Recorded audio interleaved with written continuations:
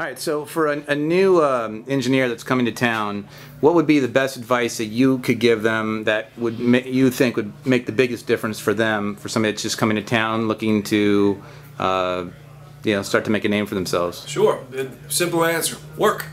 Work on anything. Work on small projects. Work on, as assistant to bigger projects. Just work, work, work. Anything you can get your hands on, just work and experience new styles of music. Anything. Just anything you can put your creative touch onto that will give you more experience in audio engineering.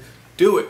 And check your ego out the door and just do whatever you can, because this is an industry where you have to just gain lots of experience and you got to slowly climb that ladder. It doesn't happen overnight, and you can't expect to happen overnight. So my advice would just be go out and start doing it.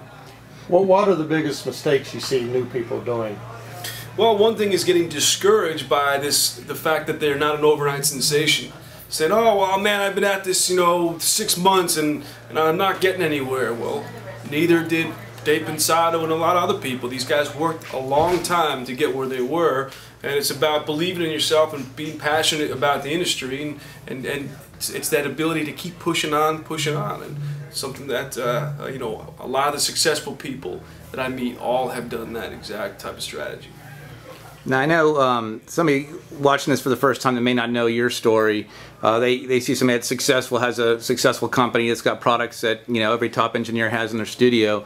What about your story when you were coming up would they be able to relate to and say, okay, he was able to come from somewhere and be able to have this type of success?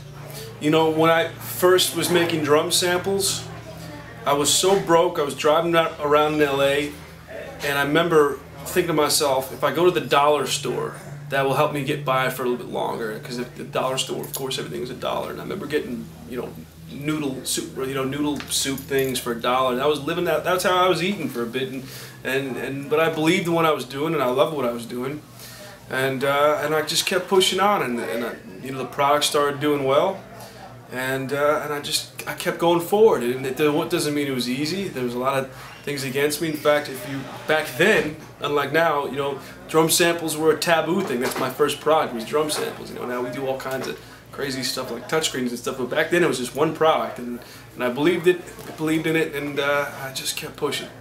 Did your peer group help you? Or those who were trying like you? Who helped me is some really big, great mentors of mine who were courageous enough to go out and talk about how they're using my product at a time when it's not a popular thing to do, to use that type of product. And there's a lot of guys like Jay Baumgartner and Mike Shipley, who unfortunately just passed away, who were advocates of using my stuff, and that was really an amazing thing to happen, especially when I was so young. Thank you, man. Appreciate it. Thank you very much. We appreciate it.